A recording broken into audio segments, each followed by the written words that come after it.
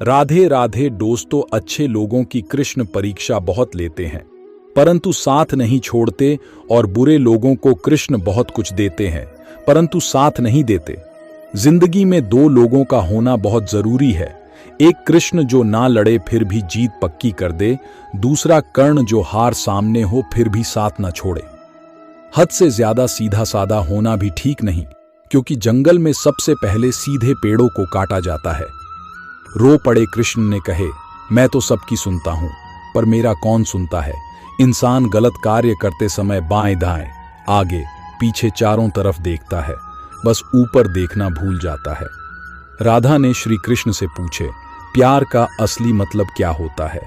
श्री कृष्ण ने हंसकर कहे, जहां मतलब होता है वहां प्यार ही कहां होता है। जिंदगी में दो लोगों का होना बहुत जरूरी है। एक कृष्ण जो ना लड़े फिर भी जीत पक्की कर दे, दूसरा कर्ण जो हार सामने हो फिर भी साथ ना छोड़े। हर किसी के अंदर अपनी ताकत और अपनी कमजोरी होती है।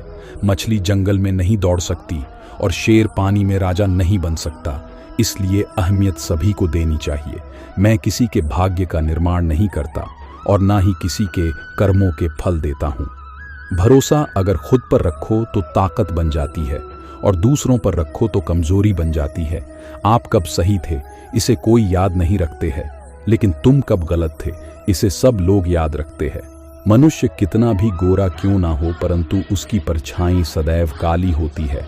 मैं श्रेष्ठ हूँ यह आत्मविश्वास है, लेकिन सिर्फ मैं ही श्रेष्ठ हूँ यह अहंकार है। तुम्हारा क्या गया जो तुम रोते हो।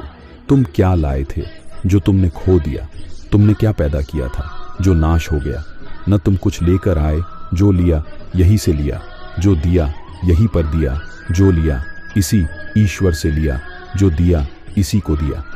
प्यार और तकदीर कभी साथ नहीं चलते, क्योंकि जो तकदीर में होते हैं उनसे कभी प्यार नहीं होता, और जिससे हमें प्यार करते हैं वह तकदीर में नहीं होता। हर कीमती चीज को उठाने के लिए झुकना ही पड़ता है।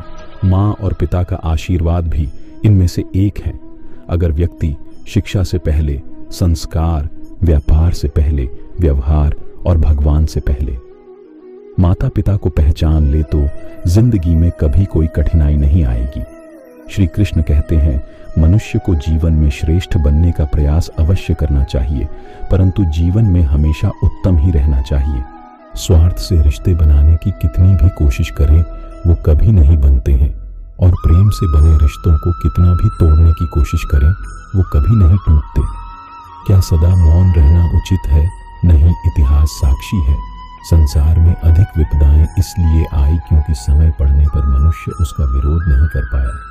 ये सच बात है कि भूल करके इंसान कुछ सीखता है, परंतु इसका यह मतलब नहीं कि वह जीवन भर भूल करता रहे और कहे कि हम सीख रहे हैं। कर्म करो, फल की इच्छा मत करो, यह भगवान कृष्ण का महान उपदेश है।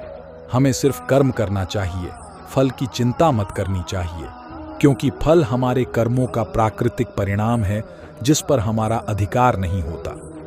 जो कुछ होता है अच्छे के लिए होता है। भगवान कृष्ण के इस उपदेश से हमें यह सीखने को मिलता है कि हमें हर परिस्थिति को स्वीकार करना चाहिए और उसमें से सीख निकालनी चाहिए। जब जान लेते हैं कि अपना कर्तव्य क्या है तो उसे अच्छे से करो। भगवान कृष्ण हमें हमेशा सही और नेक कार्य करने की सलाह देते हैं। हमें अपने कर्तव्य का पालन करते हुए समर्पित रहना चाहिए। कर्मण्येवाधिकारस्ते मा फलेषु कदाचन, यह गीता में कहा गया है और यह भगवान कृष्ण का महान उपदेश है। हमें सिर्फ कर्म करने का अधिकार है, फल का नहीं।